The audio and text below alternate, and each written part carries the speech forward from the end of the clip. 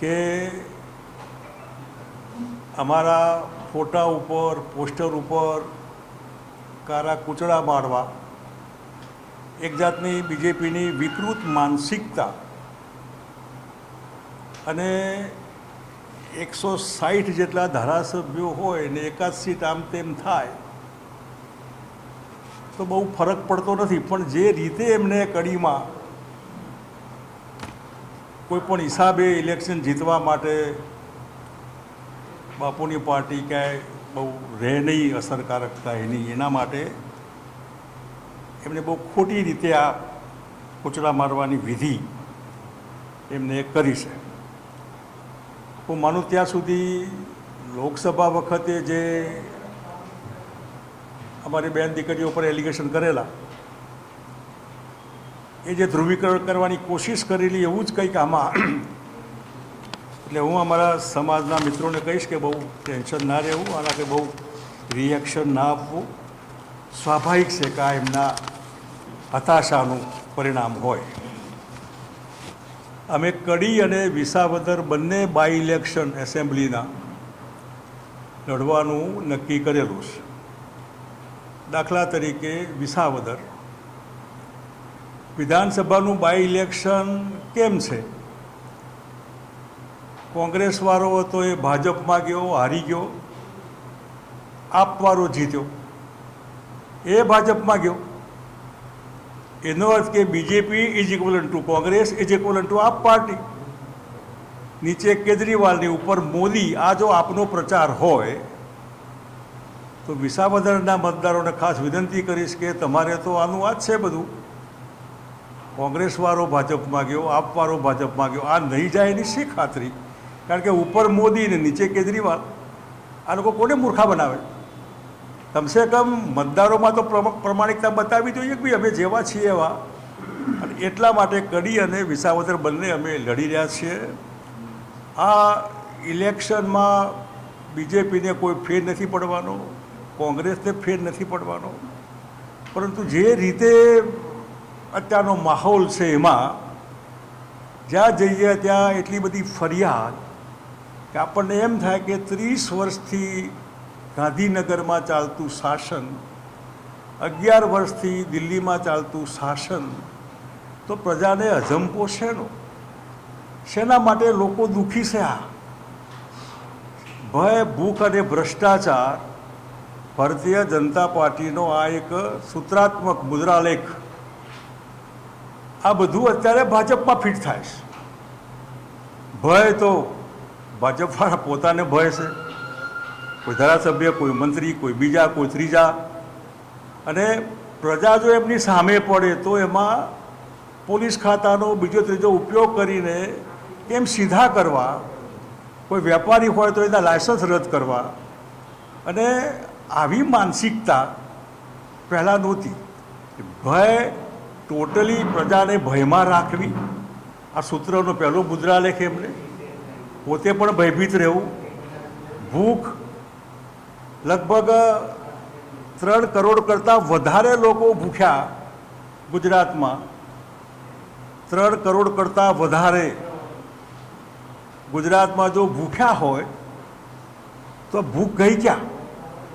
અત્યારે બી લોકો એક ટાઈમ સાંજે જમવા માટેના ફાંફાવાળા અનેક પરિવાર, એમાં રેશનવાળા પ્રોબ્લેમ, હા ના બીજા ત્રીજા, આવી રીતે ભૂખમરાની સ્થિતિ. અને ભ્રષ્ટાચાર તો ખદબદતી પાર્ટી. આવો ભ્રષ્ટાચાર રીતસર ઓફિશિયલી ભારતીય જનતા પાર્ટીની હાજરીમાં, એના મંત્રીઓની હાજરીમાં, એના પરિવારજનો પ્રજાને લૂંટે, ખુલ્લેઆમ લૂંટે તો પણ નેતાઓને કોઈ અસર નહીં. આવો ભ્રષ્ટાચાર કલ્પના બહારનો, બેફામ રીતે જે કહેવાય, એમાં પ્રજા પીડાઈ રહી છે. અને એના માટે વિકલ્પ માટે પ્રયત્ન કરી રહ્યા છે કે કોંગ્રેસના લગભગ 60 કરતાં વધારે ધારાસભ્યો ભૂતકાળમાં બીજેપીમાં ગયા. આપનો સવાલ તો હું ગણતો જ નથી બહુ. એટલે આજે પણ કોંગ્રેસ આજે ખરીદી શક્તિમાં ભારતીય જનતા પાર્ટી ધારે તો આજે પણ સિનિયર આગેવાનોને ખરીદી શકે એમ છે. એકમાત્ર ભય હોય તો અમારી પાર્ટીનો, જેમાં અમે નીડર બનીને પ્રજા અને કાર્યકર્તાઓને કહીએ છીએ કે બહુ ચિંતા નહીં કરો, બહુ છેલ્લી કક્ષાની ભારતીય જનતા પાર્ટીની જે કંઈ રીતિ હોય એની સામે આપણને લાગે કે આવો દુર્યોધન જેવો વ્યવહાર, સાવ છેલ્લી કક્ષાનો અભિમાન અભિમાન અભિમાન. અને હું માનું ત્યાં સુધી આ અભિમાનને પોષક કરવાવાળા ધૃતરાષ્ટ્ર જેમને આખા પાટા છે એ બીજેપીના સિનિયર આગેવાનો હોય તો એમને દેખાતું નથી કે આ ઉજવણી ઉજવણી ઉજવણી ઉજવણી, જાહેરાત જાહેરાત જાહેરાત, કરોડો રૂપિયાની જાહેરાતમાં થોડી પણ જો પ્રજા માટે વાપરે તો અનેક બેકારોને રોટલા મળે, નોકરી મળે, મોંઘવારી ઓછી થાય. પણ આમને તો પોતાની જાતમાં જે રાચી રહ્યા છે અને આપણને લાગે કે આવી હલકી કક્ષાની માનસિકતાના આધારે જેમના વડા સંઘ હોય કે સિનિયર આગેવાનો હોય જેમને આંખે પટ્ટી બાંધી દીધી છે અને પ્રજાને આંખે પટ્ટી બંધાઈ દીધી છે. જવું ક્યાં?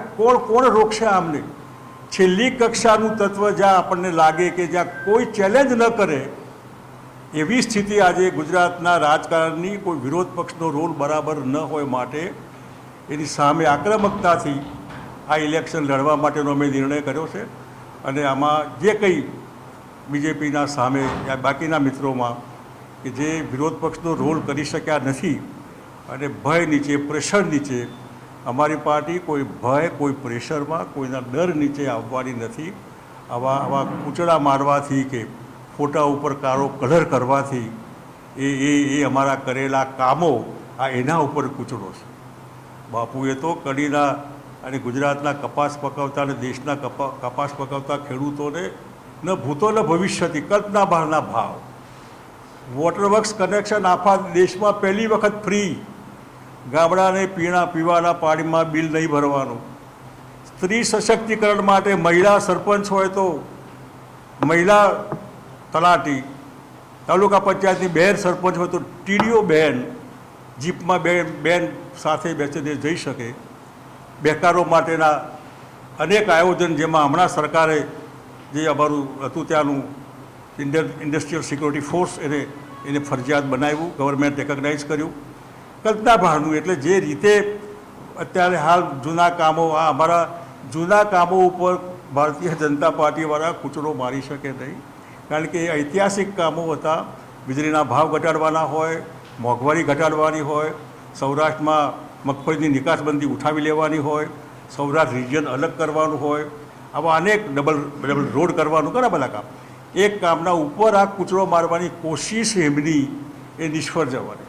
અને માટે થઈને હું કહીશ કે જે રીતે મેં છેલ્લે એમાં લખ્યું છે કે આ પ્રમાણે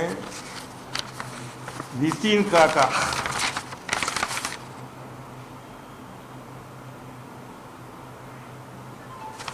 છેલ્લો જે પેરેગ્રાફ છે એ પેરેગ્રાફમાં અમારા નીતિનભાઈ તો કડીના ખાસ, અને એમને પણ છેલ્લે જાહેર કર્યા પછી પણ અપમાનિત કરેલા. અને કડી આવું નહોતું. કડીને સોનાની કડી, હું બીજેપીમાં હતો ત્યારે એને સોનાની કડી મૂકે છે. અત્યારે તો ગંદકીથી ખદબદતી કડી છે. નગરપાલિકામાં ભ્રષ્ટાચાર, રસ્તામાં ક્યાંક ચલાય નહીં એવી હાલત, લોકો ભય નીચે જીવે. આપણને એમ થાય કે હોય પાર્ટી પણ તમે પ્રેમથી બધાનું દિલ સંપાદન કરો ને ભયથી હું કામ? શેના માટે લોકોને તમે ભય પ્રેરિત બનાવો? ભય, ભૂખ ને ભ્રષ્ટાચાર તમારી મોનોપોલી થઈ ગઈ. તમે ભયમાં રહો છો, બીજાને ભય પ્રેરિત કરી રહ્યો છો. બીજાની ભૂખ ભાગતા નથી પણ લોકોને વધારે ભૂખ્યા રાખો. અને ભ્રષ્ટાચારથી ખદબદતી ભારતીય જનતા પાર્ટી આને મતદારો સમજે માટે હું કડી અને વિસાવદરના મતદારોને કહું છું કે અમે ત્યાં પહોંચીએ કે ન પહોંચીએ પણ આ સંદેશો તમને પહોંચે તો મહેરબાની કરીને બીજેપીના ચક્કરમાંથી છૂટવા માટે એકમાત્ર વિકલ્પ, ભવિષ્યમાં વિસાવદરનો ઇલેક્ટ થયેલો એમએલએ બીજી પાર્ટીનો હોય તો ભાજપમાં નહીં જાય એની કોઈ ખાતરી ખરી? ભૂતકાળમાં ગયા છે બધા. એટલા માટે ખાસ આપના માધ્યમથી જે રીતે સરકાર અત્યારે કરોડો રૂપિયાનું આધન જાહેરાતોમાં અને ઇવેન્ટ મેનેજમેન્ટ, પછી એ પહેલગામવાળું હોય કે બીજું હોય કે ત્રીજું હોય કે 11 વર્ષનું આ શાસન ને 30 વર્ષનું આપણું શાસન, એમાં બેકારી વધી, મોંઘવારી વધી, ભૂખવારો વધ્યો, ભય વધ્યો, તો શું થયું? કયું સુશાસન કે દુશાસન? માટે મેં કીધું કે આ દુર્યોધનનું દુશાસન છે, આ સુશાસન નથી. સુશાસનના દાખલા આપે તો પ્રજાના વચમાં જઈને તમે જોઈ શકો ને તમે બી થોડો વિરોધ કરો. તો અત્યારે તો ગોદી મીડિયાની બોલબાલા છે. સ્વાભાવિક છે, કોમર્શિયલ હોય એટલે એમનું હોય, પણ સાચું લખવાની હિંમતવાળાને સજા મળે. 2 શબ્દો સાચું કહો એની પાછળ દેશદ્રોહી.